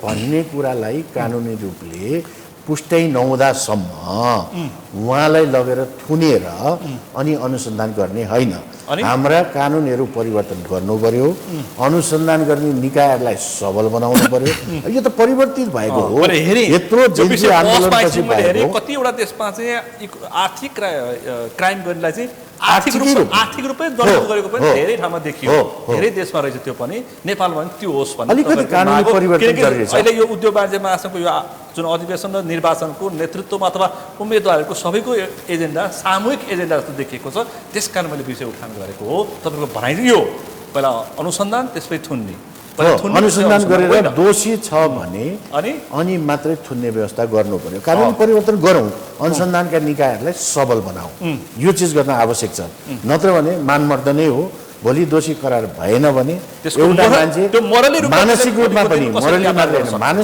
पनि मानव अरू कुरा नगरौँ शेखर गोल्छा पूर्व उद्योग वाणिज्य महासङ्घ अध्यक्ष उहाँ फर्केर आइसकेपछि उहाँले कसरी व्यापार गर्नुहुन्छ अहिले त्यो प्रश्न पनि छ तपाईँ चिन्ता त्यो पनि तपाईँहरूलाई जो पहिला पनि यो पर्न सक्छ आत्रेयज्यू तपाईँ के भन्नुहुन्छ यो विषयमा तपाईँ सानो व्यवसाय पनि हो होइन जिल्ला नगर भएपछि त्यो रूपमा हेरिन्छ के हो तपाईँको भनाइ चाहिँ धेरै कुरा त आइसक्यो अहिले अब जुन हामी सरकारसँग धेरै नै आशावादी छौँ समस्या अर्कै छ त्यो पनि भन्नुहोस् न आज म त्यो पनि भन्नुला जस्तो अहिलेको सरकारको लागि अघि सुयश सरले भन्नुभयो र मेटेरियलहरू प्रशस्तै छन् नयाँ कुरा गर्नुभन्दा पनि अहिले भइरहेका विद्यमान समस्याहरूलाई समाधान गर्नका निमित्त राज्यले मात्र अनुसन्धान गरेर त्यसको चाहिँ अलिकति गहिराइमा गएर अध्ययन गरेर चाहिँ केही निकासहरू निकाल्न सक्यो भनेदेखि अनि राज्यलाई धेरै कुराहरू पुग्ने अहिले खुराकहरू छन् त्यतातिर लाग्नुको सट्टा अहिले भर्खर आयो कमसेकम व्यवसायी होला ठुलो सानो होला उसले गल्ती गरेको होला राज्यको तहबाट हेर्दा अथवा कानुन रूपमा उसले गल्ती गरेको छ भने सजायको भागीदार पनि होला तर त्यसैलाई व्याख्या गर्ने सन्दर्भमा कसैले गरेको व्याख्यालाई मात्रै आधार बनाएर जस्तो अहिले प्रसङ्ग चलेको थुनाको कुरा रह्यो उसको व्यक्तिगत मानमर्दनका कुरा ठाउँमा होलान् उसका कति ठाउँमा कतिलाई रोजगार दिएको होला कति कुराहरू पुर्याउनु पर्ने होला व्यवसायको ट्र्याक कति ठाउँमा टुट्छ होला ती सबै कुरालाई वास्ता नगरिकन सुरुमै लगेर थुन्ने काम चाहिँ यो गतिलो काम होइन चाहे त्यो ठुलो व्यवसायलाई होस् अथवा सानो व्यवसायलाई हो उसले गल्ती गरेको छ भने उसलाई ठेक्का लाउने अफिसमै सेटिङ हुँदो रहेछ अनि ठेक्का लगाउने अफिसमा सेटिङ हुन्छ ठेक्काको काम गरिसकेपछि काम गरेको ठेकदारले पैसा पाइरहेको हुँदैन उसले मेरो जिम्मेवारीताको हिसाबले हो भनेर काम गर्छ र त्यसपछि फेरि उसले पैसा पाएको हुँदैन चल्न गाह्रो भइरहेको हुन्छ यस्ता तमाम समस्याहरू के छन् भन्ने कुरा नखोजिकन एकतर्फी तरिकाले चाहिँ अलिकति सुधार गर्छ भनेर लाग्दा समस्या के छ भन्नुस् त जिल्ला नगरको समस्या भनेको सबैभन्दा ठुलो समस्या खाता समस्या बुझ्नु पर्ने कुरा के छ सबैभन्दा ठुलो समस्या भनेको अहिले हामीले स्पेसल्ली एग्रो रिलेटेड र टुरिज्म रिलेटेड बिजनेसहरू चाहिँ जिल्ला नगरमा बढाउँदा इन्टरनल टुरिज्म पनि अलिकति राम्रो सम्भावनाहरू देखिएको भएर धेरै कुराहरू गर्न सक्ने सम्भावनाहरू छन् र इन्डस्ट्रियल बेसका उद्योगहरू सञ्चालन गर्नका निमित्त पनि प्रशस्त सम्भावना छन् नेपालमा कयौँ आइटमहरू चाहिँ इम्पोर्ट गरिन्छ त्यसलाई इम्पोर्टलाई मात्रै रिप्लेस गर्न सक्यो भने पनि नेपालले आर्थिक समृद्धिमा अगाडि बढ्नको लागि कुनै आपत्ति नै पर्दैन र धेरै कुराहरू इम्पोर्टलाई रिप्लेस गर्न सक्ने सम्भावना छन् भोलि एक्सपोर्ट गर्ने कुराहरू आउलान् धेरै इन्डस्ट्रीहरू गर्दाखेरि अब इन्टरनेसनल मार्केटमा एउटा कम्पिटेटिभ वातावरण बन्यो भनेदेखि फेरि एक्सपोर्ट पनि गरिएला कमसेकम इम्पोर्ट गर्न सकिने कुराहरू गरिने कुराहरूलाई चाहिँ रिप्लेस गर्न सकिने जे छन् त्यसलाई राज्यले पहिचान गरेर कमसेकम वातावरण बनाइदियो भने हुन्छ र अहिले हाम्रो जिल्ला नगरमा सबभन्दा ठुलो समस्या के छ भने इन्डस्ट्रियल एरियाको चाहिँ विकास नभएको कारणले गर्दा व्यवसाय गर्छु भनेर औद्योगिक क्षेत्रको विकास नभएको कारणले गर्दाखेरि व्यवसाय गर्छु भनेर कुनै ठाउँमा एउटा व्यवसाय सुरु गरिन्छ र त्यहाँ अब राज्यको तत्कालीन अवस्थाको कानुन अनुसार व्यवसाय सुरु गरिएको हुन्छ जस्तो मैले क्रसर व्यवसायकै कुरा गरेँ त्यसले त्योदेखि बाहेक अरू उद्योगहरू पनि अब यो वन पैदावारमा पनि त्यस्तै समस्या छ कुनै उद्योग सञ्चालन गरिन्छ र त्यहाँ अब वासस्थान भनौँ न एउटा बसोबासको क्षेत्र रहेको हुँदैन व्यवसाय सञ्चालन गरिरहेको हुन्छ बिस्तारै त्यहाँ अब त्यही उद्योगमा काम गर्ने कामदारहरूले चाहिँ बसोबास बढाउँदै जान्छन् र भोलि पोल्युसनको नाममा उद्योग त्यहाँबाट विस्थापन गर्नुपर्ने अवस्था आयो भनेदेखि राज्यले तिनीहरूको नारा सुनेर अहिले ठ्याक्कै लुम्बिनी प्रदेशमा त्यही कुरा उठाएको छ धेरै ठाउँमा छ अदालतले आदेश दिइसकेको छ प्रत्येक ठाउँमा त्यो त्यहाँबाट खास खास उद्योगहरू हटाउनु पर्यो नागरिकलाई समस्या भयो कमसेकम नीति बनाउने सन्दर्भमा स्थानीय सरकार अहिले आइसकेपछि कुन एरियामा के गर्दा राम्रो हुन्छ जस्तो रेसिडेन्सियल एरिया हो भने त्यहाँ चाहिँ बसोबास गर्नेलाई कम कर तिर्ने बनाउने हो कि घर नक्सा पास गर्दाखेरि कम पैसामा गर्न मिल्ने बनाउने हो कि जहाँ गर्न हुँदैन थियो त्यो ठाउँमा गऱ्यो भने बढी पैसा लिएर चाहिँ त्यहाँ निरुत्साहित होस् त्यहाँ बसोबास क्षेत्र नबनाओस् औद्योगिक क्षेत्रमा उद्योग गर्नेलाई चाहिँ करमा छुट दियोस् अरू सुविधाहरू दियोस् जहाँ त्यहीँ गर्नेलाई नदियोस् त्यस्तो एरियामा कमसेकम वातावरण नै त्यही अनुसारको बनाइदिन सकियो भनेदेखि त्यसकारण सरकारले बिस्तारै व्यवसाय नै गठन गर्न खोज्दैछ बिस्तारै व्यवसाय त त्यो मन्त्रालयको संशोधन हुँदैछ नवप्रवर्तक तपाईँहरू जस्तो जिल्ला नगरमा बसेर काम गर्नेहरूलाई पनि र नयाँ आउनेहरूलाई पनि छुट्टै मन्त्रालय बन्दैछ सबैभन्दा ठुलो प्रब्लम चाहिँ अहिले के छ भने हामी जस्तो व्याख्या जस्तो अहिले हजुरले मलाई सोध्नुभयो मलाई लागेको कुरा मैले बताएँ तर त्यो कुरा ठिक नहुन सक्छ नि त त्यसको गहिराइमा पुगेर अध्ययन गरेर वास्तविक समाधान के हो भन्ने कुरा पहिल्यैको लागि 3 तहको सरकारले के गर्नुपर्छ तपाईले 3 तहको सरकारसँग जुन्नुपर्छ सबभन्दा पहिला चाहिँ त्यहाँको व्यवसायहरूको समस्या उद्योगहरूको समस्या पत्ता लगाउनु पर्यो गहिराइमा एक त सबैभन्दा बढी जानकार हामी नै हुन्छौँ भन्ने लाग्छ जसले त्यो समस्या भोगिरहेका छौँ त्यो सँगसँगै हामीले भनेका कुरा पनि सबै ठिक नहुन सक्छन् त्यसलाई राम्रोसँग अनुसन्धान गरेर समाधानका उपायहरू के हुन् पत्ता लगाएर अनि बल्ल त्यसपछि कदम सुरु गर्नु पर्यो 3 तहको सरकारसँग तपाईँहरूले बेहोर्नुपर्छ सङ्घ प्रदेश र स्थानीय तह त्यसको तादात्म्यता पनि मिलिरहेको अवस्था देखिँदैन विभिन्न पालिकामा त्यो यी समस्या 3 तहको सरकारको समस्या पनि भोग्नु परेको छ एउटा व्यावहारिक अर्को ट्याक्समा त्यो पनि एउटै खालको भइदियो हुन्थ्यो यो पालिकामा एउटा खालको नियम छ अर्को पालिकामा अर्को खालको नियम छ जस्तो हाम्रो पालिकाहरूमा गएर हेऱ्यो भने कुनै पालिकाले निकासी कर लिएको हुन्छ कुनै पालिकाले लिएको हुँदैन निकासी नलिएको पालिकामा भएको उद्योग र निकासी लिएको भएको उद्योगले कम्पिटिसन गर्न सक्दैन कमसेकम एउटै खालको नीति भइदिनु पर्यो नि त 3 तहको हुनु हुँदैन एउटैले हुनुपर्छ त्यो आफ्नो सरकार 3 तह त्यो राज्य कुरा हो तर व्यवसाय गर्नलाई चाहिँ एउटै डोरको प्रयोग गर्नु पर्यो त्यो हो समस्या स्थानीय सरकारलाई तिर्नुपर्ने हो भनेदेखि स्थानीय सरकारलाई तिरेर त्यहाँबाट चाहिँ प्रदेश सरकारलाई दिनुपर्ने सङ्घीय सरकारलाई उसैले व्यवस्थापन गरोस् अथवा सङ्घीय सरकारले लिएर स्थानीय सरकारलाई दिनुपर्ने उसैले व्यवस्थापन गरोस् तर एउटै खालको नीति भइदियो भने व्यवसायहरू सञ्चालन गर्न सजिलो हुन्छ भन्ने नै हो यही विषय उठाउनलाई तपाईँ अब महासङ्घमा जाँदै हुनुहुन्छ होइन त्यो हामी पहिरवी चाहिँ यो विषयमा छलफलका लागि एउटा वातावरण कमसेकम व्यवसायको समस्यालाई चाहिँ त्यहाँ ल्याएर छलफल गर्ने वातावरण बनाउन सकिन्छ भन्ने नै हो पक्कै तपाईँ आउँछु प्याकुरेलजी अब यो जुन तपाईँहरूको जुन अहिले 3 तहको सरकारको समस्या तपाईँले पनि भोग्नु भएको छ होला होइन त्यसलाई अहिले हामीले भनौँ एउटै ढोकाको प्रयोग होस् त्यो पनि सजिलो हुन्छ त्यसलाई तपाईँहरू अब यो 3 तहको सरकारको समस्या तपाईँहरू पनि 3-4वटा गुटमा किन प्रतिस्पर्धा गर्नु पर्यो एउटै गुट बनाएर भइहाल्थ्यो नि समूह क्या एउटाको समूह अर्को समूह अहिलेको अवस्थामा त तपाईँहरू पनि निर्विरोध भएर जानुपर्छ क्या केन्द्रमा अब पर्थ्यो अस्वस्थ होइन? प्रतिस्पर्धा तर अब देखिएको यो छ। स्वस्थ तपाईँ एउटा समूहबाट प्रतिस्पर्धा होइन प्रतिस्पर्धा हुनु नै तपाईँ फेरि त्यो- प्रबोधन पाण्डेको समूहबाट उहाँ नरेशलाल श्रेष्ठको समूहबाट ठिक छ। उहाँ अन्जन श्रेष्ठको समूहबाट होइन ठिक छ। यो त्यो यस्तो हो। अहिलेको किनकि बदलीको परिवेशमा तपाईँहरू एक ढिक्का भएको भएदेखि अझै बल पुग्थ्यो कि भन्ने मेरो प्रश्न अब योभन्दा अगाडि भर्खरै चुनाव भयो, त्यसमा धेरै पोलिटिकल पार्टीहरूले प्रतिस्पर्धा गरेर एउटा पोलिटिकल पार्टीले अलमोस्ट 2/3 मेजोरिटी ल्याएछ। मल्टिपल पोलिटिकल पार्टिजहरू प्रतिस्पर्धा गरेर आएकै हो नि होइन, त्यसबाट चुनिएर सीमित अब संसदमा आउनु भएको छ। त्यसै गरी हाम्रो पनि त्यही प्रतिस्पर्धा हो। अब यो मिलेर जाने भन्ने कुरा यो मिलिजुलीमा हुँदैन। जब नम्बर्सहरू धेरै छ, धेरै सेक्टरलाई रिप्रेजेन्ट गर्छौँ नि हामी। जस्तै अब भनौँ न त्यसमा त उहाँ चाहिँ जिल्ला नगरबाट हुनुहुन्छ, वस्तुगतबाट हुनुहुन्छ, म एसोसिएटबाट छु र यस्तै धेरै उद्योगी अलमोस्ट 1895 मेम्बर्स हुनुहुन्छ हाम्रो एसोसिएट भोटर्सहरू, त्यस्तै जिल्ला नगरमा। त्यही भएको हुनाले यो मिलेर जाने भन्ने कुरा त समूहगत प्रतिस्पर्धा नहुने कुरा हो। यो स्वाभाविक हो। एकदम स्वाभाविक हो नि। अब कोही क्यान्डिडेट अब कमन क्यान्डिडेट हुन सक्ला, एउटा कुरा हो। तर बस त हुन्छ नि अब बस हुन्छ प्रतिस्पर्धा, यो एकदमै स्वच्छ प्रतिस्पर्धा। अब यो पार्टी होइन, यो पार्टी होइन, यो त छात्र सङ्गठन हो। होइन अब ठिक छ, इट्स अल राइट। कम्पिटिसन हुनुमा के भयो, हामी नि क्षेत्र कम्पिटिसन गर्दैनौँ र एउटै त्यसपछि एउटै फार्मास्युटिकल कम्पनी मात्र नेपालमा खोल्दै भयो, एउटै प्लास्टिक इन्डस्ट्री खोल्दै भयो होइन।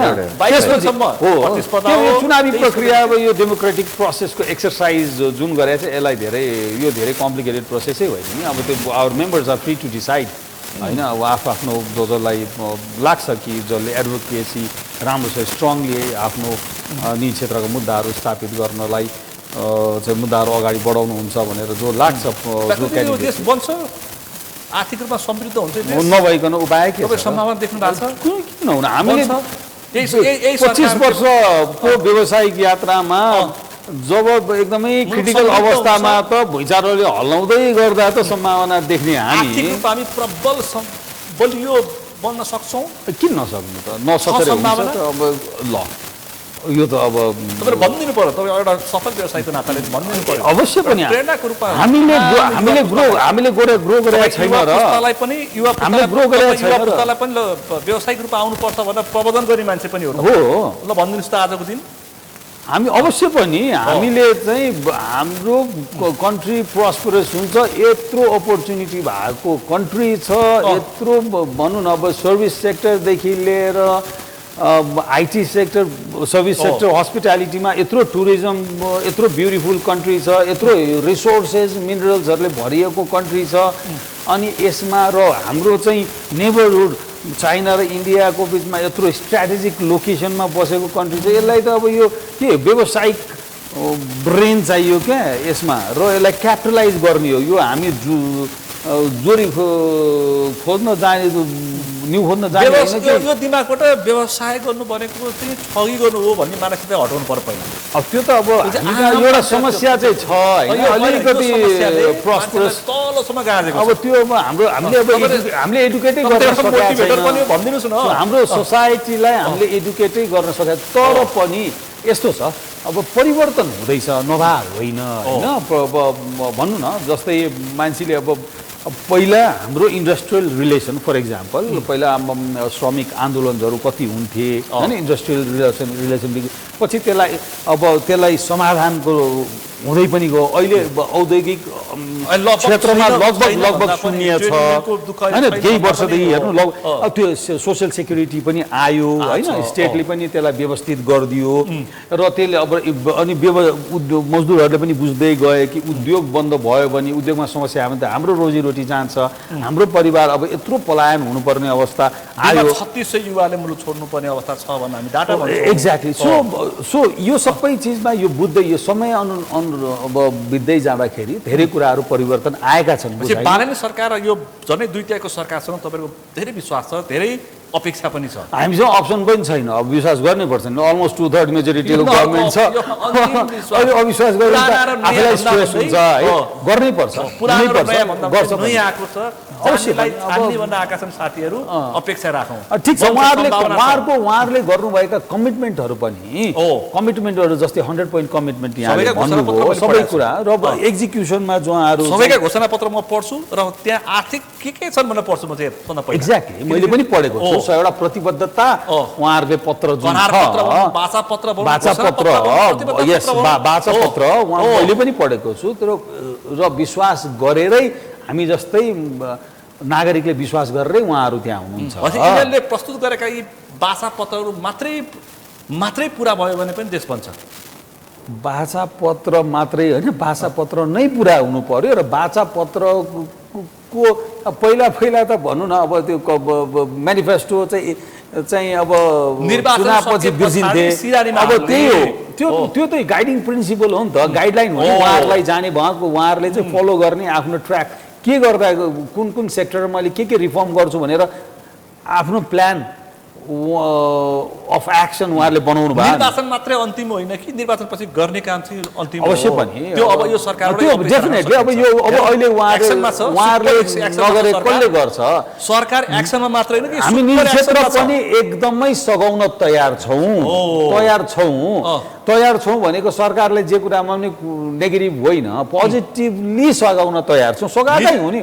सबभन्दा ठुलो छाता सङ्गठन सरकारलाई 20 वर्ष यत्रो क्रिटिकल, 25 वर्ष क्रिटिकल अवस्थामा त हामी आफ्नो निजी क्षेत्रले हेर्नुहोस्, अब हाम्रो सरकार भनेको अभिभावक हो, फेसिलिटेटर हो क्या, हाम्रो काम गर्ने हामी हो होइन। हामी त त्यस्तो बेलामा त गर्थ्यौँ भने अब राम्रो सहज एउटा पोलिसी, एउटा डिपार्चर राम्रो भइरहेको बेलामा एउटा अनुमान योग्य वातावरण बन्छ भन्ने विश्वास जब गर्ने वातावरण आयो, त्यतिखेर चाहिँ हामीले सहयोग नगर्ने कुरा हुँदा, हामी सहयोग भने कि हामी निर्वाध रूपमा आफ्ना उद्योग धन्दा कल कारखाना चलाउने, तर स्टेटले स्टेटले आफ्नो जिम्मेवारी त रोजगारीको वृद्धि गर्ने हो, तपाईँहरूका उद्योगहरू सिम्पल गरी हामीलाई गरिखाना दिने हो, हामीले गरिखाने हो, र सरकारको नीति नियम कानुनको परिधिभित्र रहेर राज्यलाई पनि रोजगारी सबै कुरा कन्ट्रिब्युट गरेरै गर्ने। हामीले त्यो व्यवसाय गर्दै जाँदाखेरि सबै खर्च कटाएर बाँकी भएको पैसा मात्रै हाम्रो हो क्या, त्यो नाफा भन्छन् बैंकको लोन होइन, सबै कुरा त हामी तिर्छौँ नि त, तिर्दैनौँ र कर्मचारीको होइन। यो कुरा बुझ्नु पर्यो कि म एउटा कुरा तपाईँ सोधि राज्यले व्यवसाय गर्छु भन्न खोजिरहेको छ, तपाईँ के भन्नुहुन्छ एक लाइनमा? राज्यले व्यवसाय गर्ने चाहिँ होइन, त्यो सफल हुँदैन। तपाईँले एक लाइन भन्नुभयो, त्यही भन्ने मैले हुँदैन, हुन्छ भन्छ राज्य भन्नुभएका सबै उद्योग चलाएर। अब यो जहिले पनि यो एक दुईवटा कुरा चाहिँ चित्त कहाँ बुझेन भने, जस्तै अब जुन सरकार आयो, नयाँ सरकार के गरौँ जस्तो, अनि नयाँ त्यो विराटनगर जुट मिल, अनि त्यो हेटवटा कपडा उद्योग, अनि अब्सोल्युट भइसकेका टेक्नोलोजी कहाँबाट कहाँ आइसक्यो। तपाईँ मोबाइल कति समयमा चेन्ज गर्नुहुन्छ, अहिले यत्रो आर्टिफिसियल इन्टेलिजेन्स भन्छन्, यत्रो टेक्निकल डेभलपमेन्ट कहाँबाट कहाँ संसार पुगिसक्यो, मसिन इन्डस्ट्री 4बाट इन्डस्ट्री 5मा गइसक्यो संसार, अनि आएर चाहिँ हामी हिजो ब्ल्याक एन्ड व्हाइट जमानाको मसिन्सहरू, त्यो old television black and white होइन, मैले भनेको धेरै पुरानो। राज्यले व्यापार होइन कि सहजीकरण, एक लाइनमा सहजीकरण गर्ने हो, ठिक छ, तर एउटा कुरा त्यो उद्योगहरूलाई पनि जस्तै अब त्यसको साइनबोर्ड मात्रै काम गर्छ, त्यो दर्ता गरेको उद्योगको नाम चाहिँ काम लाग्ला, तर त्यसपछि पब्लिक प्राइभेट पार्टनरसिपमा त्यस्ता खालका उद्योगहरू चाहिँ सञ्चालन गर्ने भनेर राज्यले नीति ल्यायो भने उद्योगी व्यवसायीले ल्याएको पनि छ, उद्योगी व्यवसायीले त्यसलाई प्रफिटेबल छ भने तपाईँहरूसँग पनि सहकार्य गर्यो भने चल्न सक्छ। होइन, अब हामीले एसेस गर्छौँ, त्यसबाट मुनाफा आर्जन गर्न सकिन्छ, लगानी चाहिँ सुरक्षित छ भने गर्छौँ, छैन भने गर्दैनौँ। म अन्तिममा छु, अधिकारीज्यू तपाईँ के भन्नुहुन्छ? अब मेरो त सिधा कुरा हो, राज्यले नियमन गर्न सक्छ, राज्यले उद्योग धन्दा सञ्चालन गर्नु हुँदैन, प्रष्ट रूपमा भन्नु पर्दाखेरि। अब अहिलेको आर्थिक रूपमा हामी समृद्ध हुन्छ कि हुँदैनौँ? हामी हुन सक्छौँ, सम्भावना कति निराशामा बाँच्ने? हामीसँग त निराशा हुने त ठाउँै छैन, बन्छ देश मजाले बन्न सक्छ, तर के चाहिन्छ? पोलिसी, स्थिर पोलिसी चाहियो, परिवर्तनशील हुनु भएन।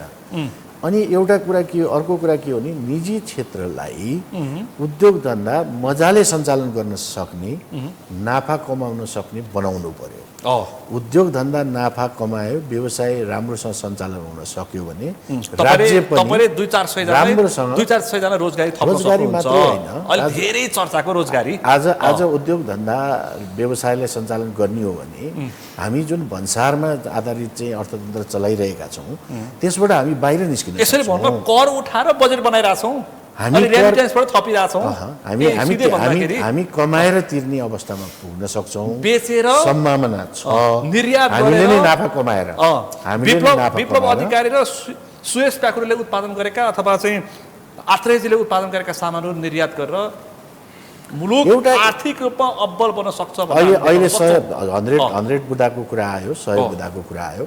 यो राज्यमा कानुनी रूपमा र कागजी रूपमा अत्यन्त राम्रो नीति बनेको छ।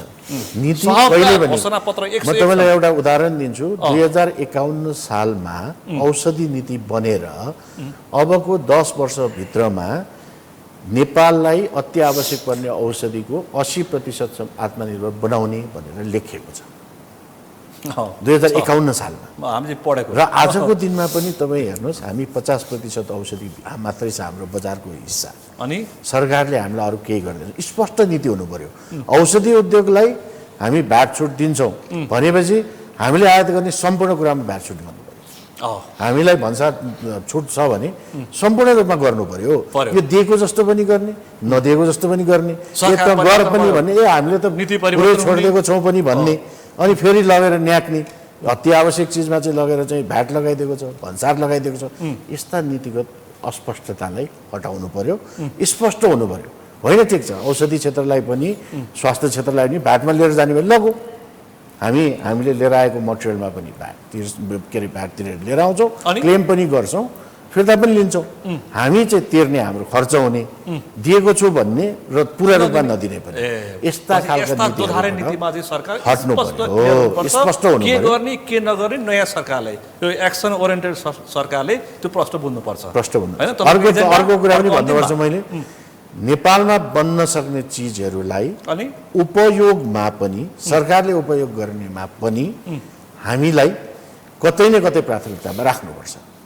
हामीले बनाउने चिजहरूको पनि उपयोग गर्नलाई सरकारी संयन्त्रले किन्दाखेरि खरिदमा काहीँ न काहीँ हामीलाई प्राथमिकता राख्नुपर्छ। जस्तो एउटा कपडा उद्योग सुरु भयो भनेदेखि सरकारी कर्मचारीले अनिवार्य लगाउने भन्ने आछ, यस्तै होइन? त्यसको त गोर्खाली टायर उद्योग सुरु भयो भने सरकारी सवारी साधनले अनिवार्य प्रयोग गर्ने, त्यसो भन्दा त्यति राम्रो देखिएन। अनि हेटौँडा कपडा कारखाना पनि तपाईले राम्रो उत्पादन गर्नुभयो, हेटौँडा कपडा कारखाना पनि सञ्चालन गर्ने, तपाईँ यस्ता निजी क्षेत्रले राम्रो उत्पादन गर्नुभयो भने पनि राज्यले प्राथमिकता साथ उपयोग गरिदिनु पर्यो। सबैको त्यो राज्यले चलाएको उद्योग पनि हामी निजीले चलाएको उद्योग र प्रतिस्पर्धामा जानु पर्यो। भनेपछि विप्लव अधिकारीले चलाएको खोलेको कुनै पनि कम्पनी त्यो राज्यको त्योहरू बुझिदिनु पर्यो। 25% त्यसै हिस्सेदार हो। अन्तिममा त्यो धेरै कुरा आयो। त्यो जस्तो राष्ट्रिय उत्पादनलाई प्रायोरिटी दिने सन्दर्भमा हामीले राज्यभित्रै बनेका अथवा स्वदेशमा बनेका उत्पादनहरूको प्रयोग गर्ने कुरा त यथार्थ स्वाभाविक भयो। तर त्यसलाई पनि कम्पिटिटिभ बनाउनका निमित्त अथवा चाहिँ ग्लोबल मार्केटसँग पनि एउटा सुहाउँदो खालको मूल्य उपभोक्ताले पनि ठगिएर बनाउनका निमित्त वास्तविक समस्याको पहिचान गरेर त्यसको गहिरिएर त्यही अनुसारको नीति बनायो भने बल्ल अर्थपूर्ण रहला। राष्ट्रिय बजार पनि अहिले आफूले देखे अनुसार मात्रै बनाएर चाहिँ रहँदैन भन्ने लाग्छ मलाई चाहिँ। सबभन्दा पहिला समस्याको पहिचान नै गर्नुपर्छ र त्यसलाई गहिरिएर विश्लेषण गरिसकेपछि बल्ल नीति तय गर्ने हो। हामीले भनेको कुरा पनि सबै राम्रा हुन् भन्ने चाहिँ होइन नै। यति गऱ्यो भने अधिकारी बाह्य लगानी नै आउँछ औषधिमा ल्याउनुपर्छ। हामी त के भनिरहेको छौँ भने बाहिरबाट अहिले जुन खालको औषधिहरू आइरहेको छ यो देशमै बनाउने कन्ट्र्याक्ट म्यानुफ्याक्चरिङ सुरु गर्ने औषधिमा र विदेशी कम्पनीहरू आउनको लागि तयार पनि छन्। हामी नेपाली उद्योगमा बनाएर चाहिँ हाम्रो ब्रान्डहरू बिक्री गर्छौँ भनेर तयार पनि हुनुहुन्छ। राज्यले मजाले आज इम्पोर्ट गरिरहेको साथीहरू नै उहाँहरू माग राखिरहनु भएको छ कि हामीले इम्पोर्ट गरिरहेको यो देशमा बनाउनु दिनुहोस्। पनि चर्चित कम्पनीहरू नेपालमा आउन सक्छ। अन्तिममा के भन्नुहुन्छ बाह्य लगानी? होइन, स्वदेशी उद्योगीहरूको मनोबल उच्च रहेर स्वदेशी उद्योगहरू सञ्चालन निर्वाध रूपमा भए र भयो भने त बाह्य लगानी पनि अवश्य पनि आउँछ नि। ठ्याक्कै समय सकियो। तपाईहरु तिनैजनालाई विशेष रूपमा यो समय र संवादलाई आभार व्यक्त गर्न चाहन्छु र अग्रिम बधाई पनि दिन चाहन्छु। समय र संवादलाई आभार व्यक्त गर्न चाहन्छु। धन्यवाद धन्यवाद। आज हामीले विशेष गरी नेपाल उद्योग वाणिज्य महासङ्घको आसन्न नेतृत्वको निर्वाचन र त्यसमा नीतिको बहस कति र त्योसँगै मुलुकको समग्र अर्थतन्त्र र नयाँ सरकारप्रतिको अपेक्षा र नीति र नेतृत्वमा आज हामीले बढी केन्द्रित गरेर छलफल गऱ्यौँ। आजको यो छलफलमा मसँग सहभागी हुन्थ्यो नेपाल उद्योग वाणिज्य महासङ्घको वस्तुगत तर्फका उम्मेदवार विप्लव अधिकारी जो औषधि व्यवसायी हुनुहुन्छ, त्यसै गरी नेपाल उद्योग वाणिज्य महासङ्घको एसोसिएट तर्फको उम्मेदवार सुयश प्याकुरेल र त्यसै गरी नेपाल उद्योग वाणिज्य महासङ्घको जिल्ला नगर तर्फको उम्मेदवार छत्रधर आत्रेय। आजको विषय प्रसङ्ग यति नै। भोलि अर्को विषय प्रसङ्गका साथ कार्यक्रम प्रश्न समय ल्याउने बाचा गर्दै म सुनिल दाहाल पनि बिदा चाहन्छु। सगरमाथा टेलिभिजन हेर्दै गर्नुहोला। नमस्कार।